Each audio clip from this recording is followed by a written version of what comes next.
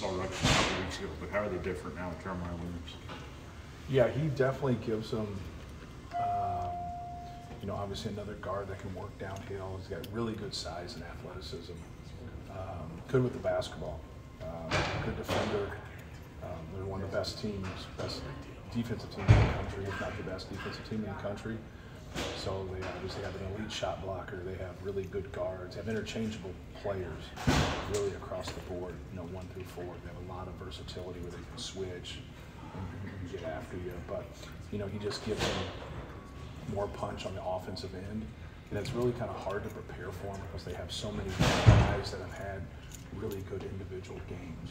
And like some guys that come off the bench that don't play much, used to start, and they might play a lot. They got guys that'll start that can play the whole game, or they might play half the game. He just kind of feels his way through, I think, his rotation in that first half and see who's cooking, and sticks with him a little bit more. But it sounds like and kind of looks like that he's a staple. Like he's not one of those guys. He's the guy that's going to get in there and stay in because he's a good defensive big guard. He also gives them more of an offensive punch. But obviously, it's a great addition. In the middle of the conference season. Just when you look back at the first Rutgers game, what can you carry over? What can you do better? Well, I thought our defense in the first half was really good. We held them to the fewest amount of points in the first half they've had all season at that point. I didn't think our defense was really good in the second half. We had that issue when we've really played well in the first half. It's just, just human behavior, whatever. Our attention to detail is not quite as good. That's kind of been flip-flopped here. I thought defensively we did some good things at the end of the Ohio State game. Last 10 minutes we were much better than we were in that first 10 minutes of that game. Minnesota, we weren't very good defensively in the first half, and I thought we were really good in the second half. So, just for us, just trying to be consistent and defend for 40 minutes, take care of the ball for 40 minutes. They out-rebounded us. I think they're the only team that's out-rebounded us. If I'm not mistaken, you guys would know better than I. I think that's correct. And we had more turnovers than they did. Gonzaga, maybe. So, yeah, I know one of those was close. So, that's always important no matter who you're playing. But, after somebody out-rebounds you, it forces more turnovers than you create. And, those are two pretty big pillars of the game. Speaking of the human element, what do win streaks do to you as players, as a team, and then being on the other side of it? Yeah, winning over a course of time will soften you a little bit. Like they'll kind of creep in and let you believe that some of the mistakes that you're making are okay. I think that's more of a subconscious thought than anything. It's not somebody's thinking about saying, hey, it's okay that I don't box out. It's okay that I don't listen to our assignment. I don't think it's that, but I just think from a human behavior standpoint, now everybody sharpens their pencil after a loss. As a coach, you try to do those things so you continue that streak and you know what's creeping up. And so you fight that element more than anything. It's a good problem to have, but you just, you got to be your own, critic. As a coach, you got to be your own critic as a player. And just be honest with yourself and watch film and try to keep getting better even when you're winning some games. Rutgers has played you well over the course of time. What is it about them that it's always a close down-the-wire game? Well, I think they play a lot of people that way because their defense is their constant. They're going to really get up into you. They're really going to pressure you. They're going to throw a lot of different things at you to see if you can handle it. I just think, more than anything, they play hard. And they make things hard on you. They do a good job of taking away what you want.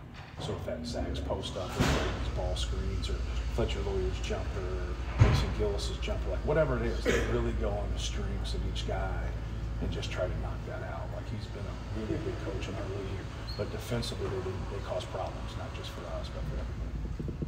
People have been taking away the three-point line from Fletcher lately. How can you play off of that? How can you weaponize that attention? And I think some of that's opportunistic, right? Because people are still playing Zach one-on-one at times, and sometimes they're doubling, and sometimes people mix it.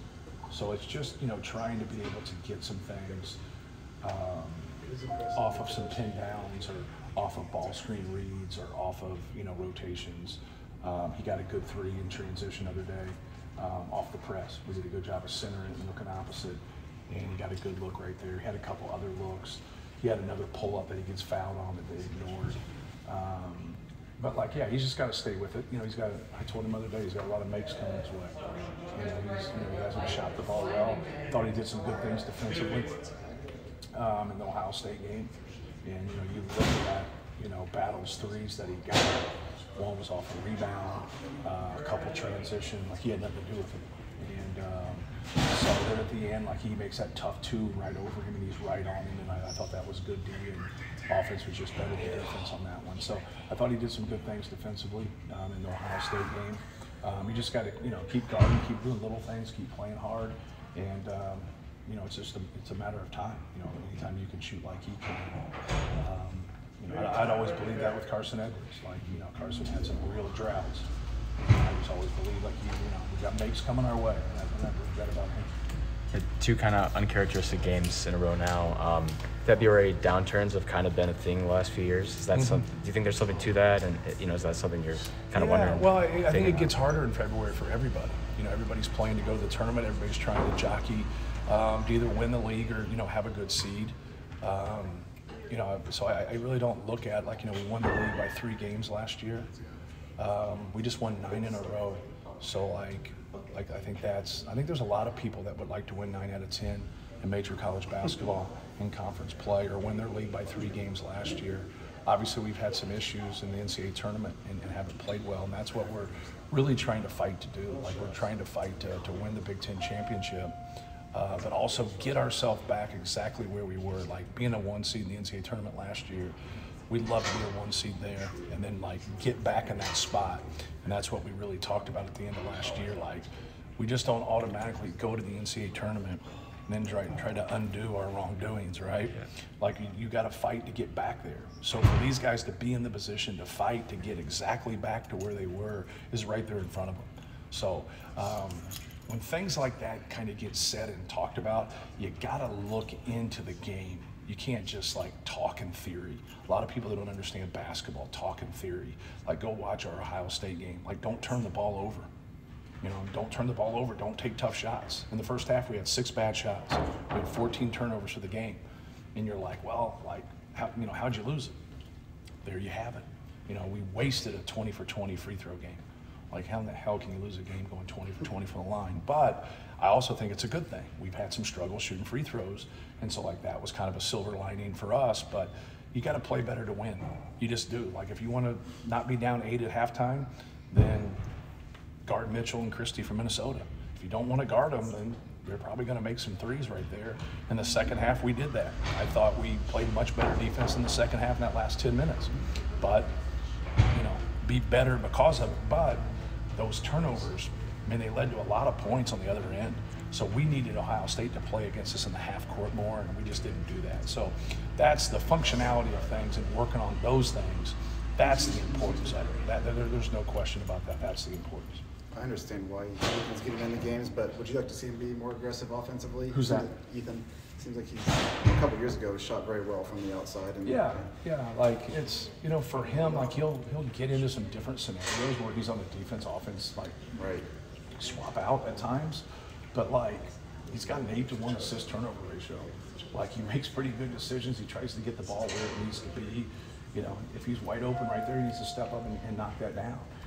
You know, sometimes when you sub in and out and then you get one, people are like, hey man, you got to take that.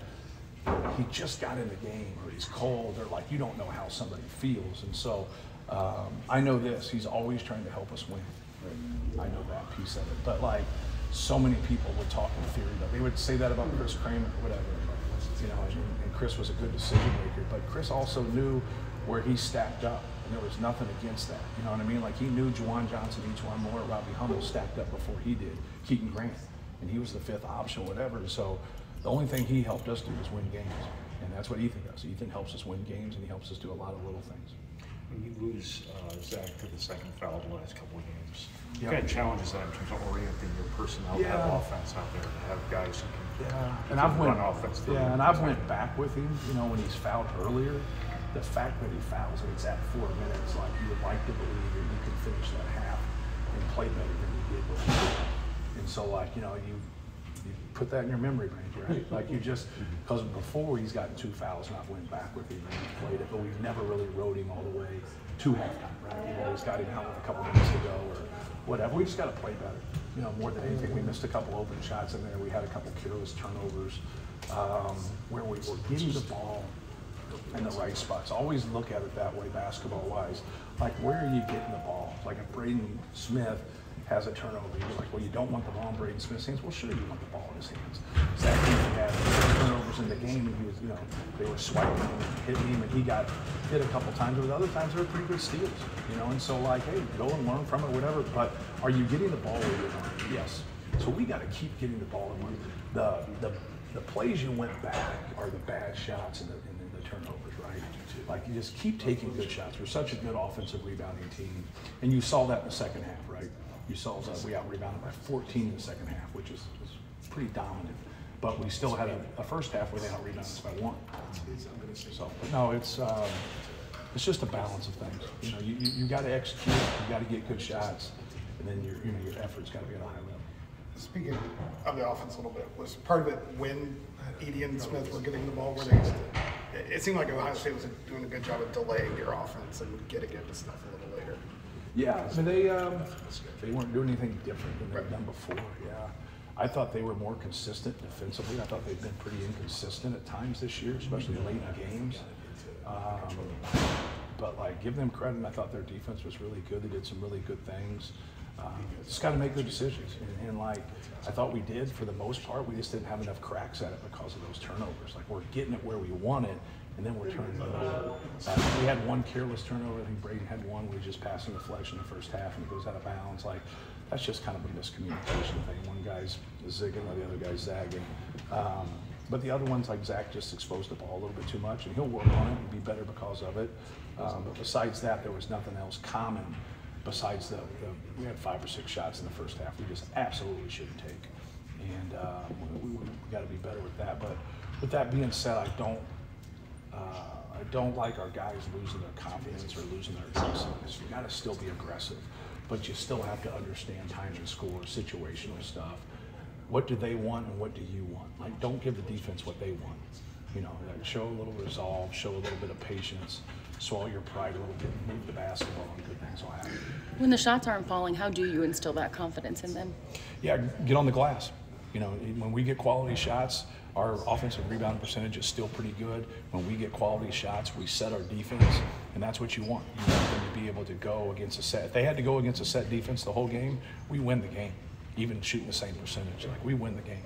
But when they're just getting 22 points in transition to our 5, like, you're not gonna, you know, we're just making it hard on ourselves. You talked about the turnovers, but on the offensive end, but with the forcing turnovers, yeah. You know, earlier this season you talked about wanting to do more of that. It's kind of been an area of struggle. What's the trade-off there? Yeah, no question. You just got to know your team. So, like, we're not going to be an ultimate pressure team, but we can have active hands, whether that's in ball screen defense or we double the post or things of that nature, and there you can generate some more turnovers. But when teams take care of it and do a good job with it, sometimes we're not going to be a team that turns people over. And that's just who we are. But we can still be a good team defensive group. So, but it is an area that we like to be better in. We've made a little bit of kind of subtle strides, but we haven't. You know, we are who we are, right? That's our personnel. So for me, I want to trade that off by taking care of the basketball, because I think we can take care of the basketball better. And so when we do take care of the basketball, it offsets that if we have games where we're not forcing a lot of turnovers.